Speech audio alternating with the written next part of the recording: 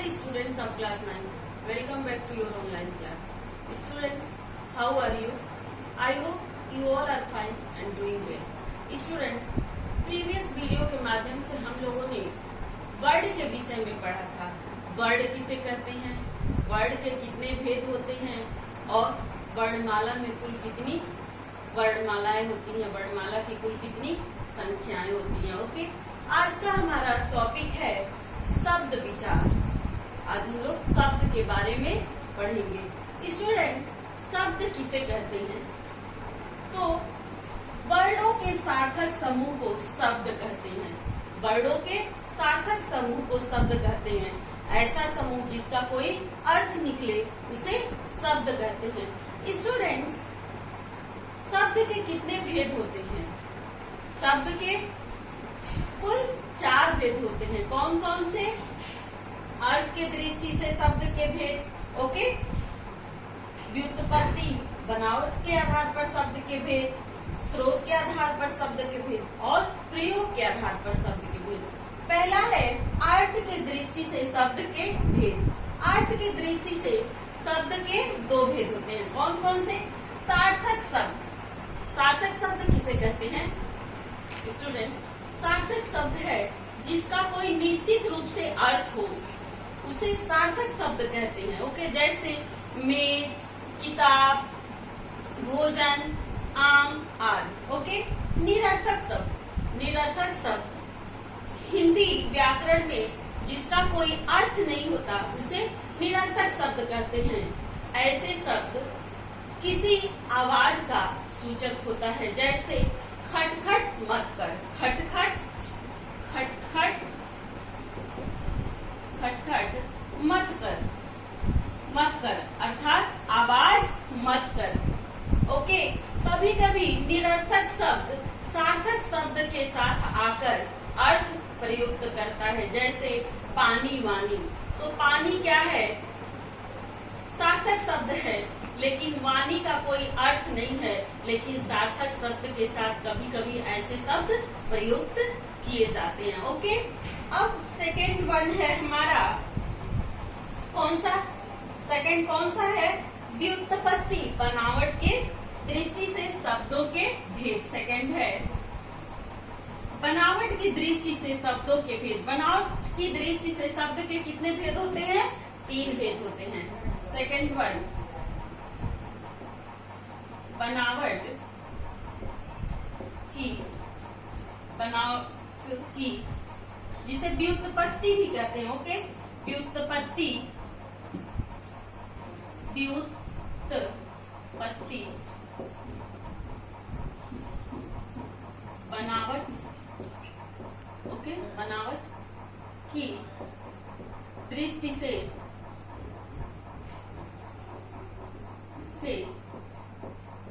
शब्द के भेद। ओके, व्युत्पत्ति, बनावट की दृष्टि से शब्द के भेद। बनावट की दृष्टि से शब्द के 3 भेद होते हैं, रूढ़ शब्द, यौगिक शब्द और योग रूढ़ शब्द। ओके स्टूडेंट्स, रूढ़ शब्द किसे कहते हैं? तो जिन शब्दों के खंड न किए जा सके, अर्थात तोड़ा न जा सके, जिसका संधि विच्छेद न किया जा सके, और यदि खंड कर भी दिए जाए तो उनका कोई अर्थ न निकले, वे रूढ़ शब्द कहलाते हैं। व्याकरण की दृष्टि से क्या कह रहा है कि जिन शब्दों को खंड न किया जा सके और खंड कर भी दिया जाए तो उसका कोई अर्थ न निकले, वो अपने मूल रूप में ही रहे, संधि होने पर अपने मूल रूप में ही रहता है, और विच्छेद करने पर, अलग अलग करने पर जिसका कोई अर्थ नहीं निकलता है, तो ऐसे शब्द को रूढ़ शब्द कहते हैं। जैसे घोड़ा, मोर, काला। घोड़ा, ओके, घोड़ा, घो जमा ड़ा। ओके, घो, इसका क्या अर्थ निकलेगा? कुछ नहीं। ड़ा, क्या अर्थ निकलेगा? कुछ नहीं। लेकिन जब संधि किया जाएगा तो ये अपने पुनः मूल रूप में घोड़ा जो है मूल रूप में ही रहेगा, अर्थात यह रूढ़ शब्द है। ओके, नेक्स्ट है हमारा यौगिक शब्द। ओके स्टूडेंट्स, यौगिक शब्द किसे कहते हैं इसके बारे में अब हम लोग चर्चा करेंगे। यौगिक शब्द, सेकेंड वन व्युत्पत्ति बनावट के आधार पर शब्द के भेद का दूसरा भेद है यौगिक शब्द। यौगिक शब्द, ओके। यौगिक शब्द किसे कहते हैं? तो दो या दो से अधिक शब्दों, जो शब्द दो या दो से अधिक शब्दों, ओके,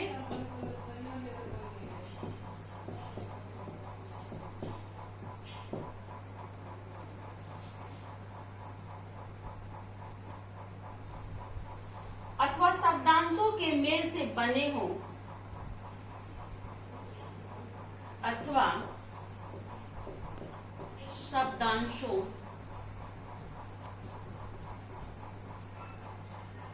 के मेल से बने हों, तो ऐसे शब्दों को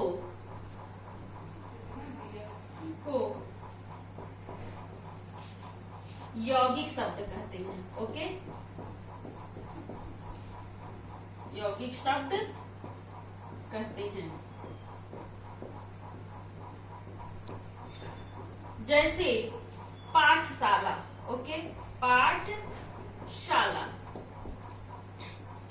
पाठशाला क्या है? दो शब्दों से मिलकर बना है, जिसका अर्थ है विद्यालय, ओके, विद्यालय। दूसरा है देवालय, देव जमा आलय। देवालय भी हमारा दो शब्दों से मिलकर बना है, जिसका अर्थ है मंदिर, ओके। तीसरा है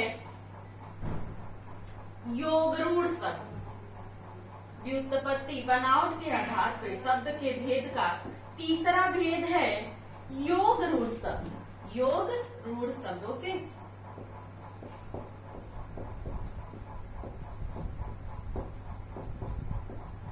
स्टूडेंट्स, योगरूढ़ शब्द किसे कहते हैं? योगरूढ़ शब्द, जो शब्द यौगिक होने पर भी किसी सामान्य अर्थ को प्रकट न करके रूढ़ शब्द के समान किसी विशेष अर्थ को प्रकट करते हैं, वे योगरूढ़ शब्द कहते हैं। जो शब्द यौगिक होने पर भी, अर्थात दो शब्दों को मिलकर तो बने हैं, दो शब्दांश मिलकर तो बने हैं, लेकिन ये सामान्य अर्थ प्रकट न करके एक विशेष अर्थ प्रकट करते हैं, उसे योगरूढ़ शब्द कहते हैं, ओके।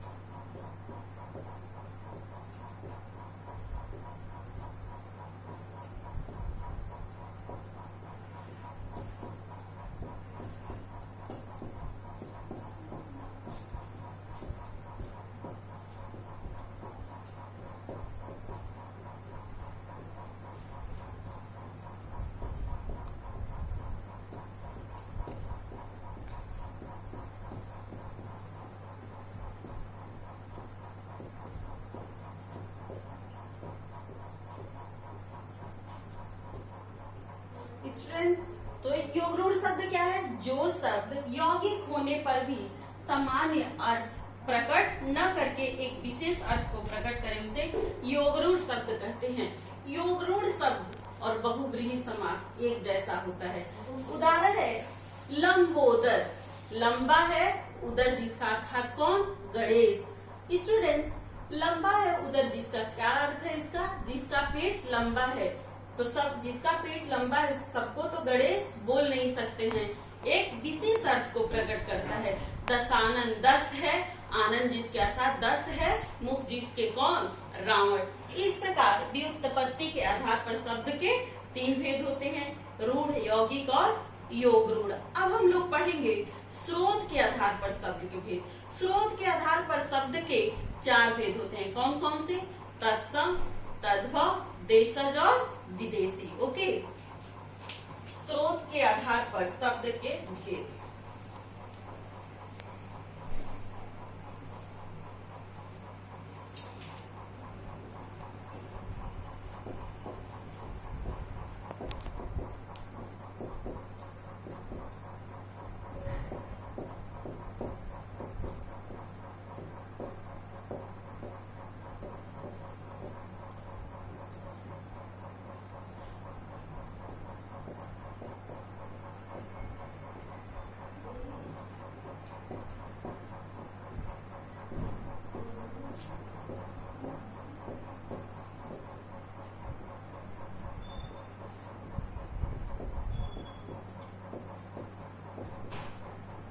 ओके, तत्सम फर्स्ट है स्रोत के आधार पर शब्द के भेद।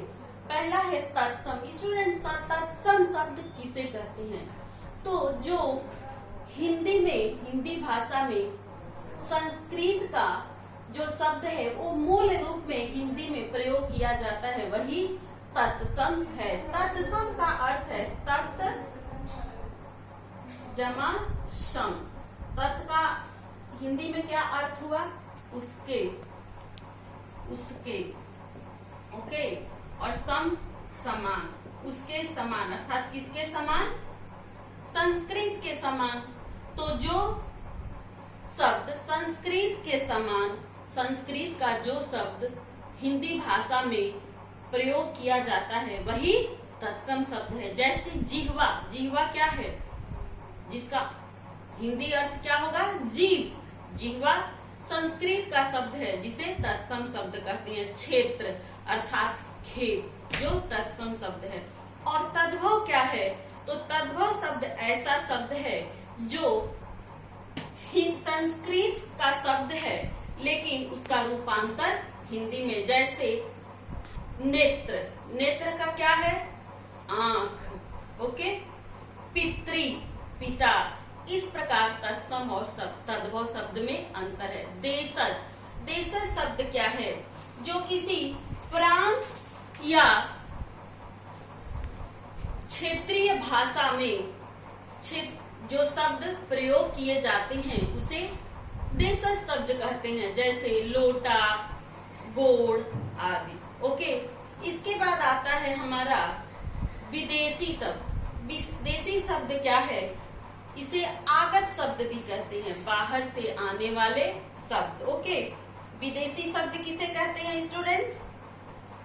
तो ऐसे शब्द जो विदेशी भाषाओं में हिंदी में आ गए हैं, जैसे कार, बैंक, औरत, कुर्सी, स्टेशन, स्कूल आदि। ओके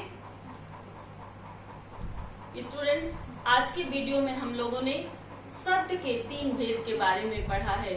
कौन कौन सा? फर्स्ट वन अर्थ के आधार पर शब्द के भेद, सेकंड वन व्युत्पत्ति अर्थात बनावट के आधार पर शब्द के भेद, और थर्ड वन स्रोत के आधार पर शब्द के भेद। Okay, thank you.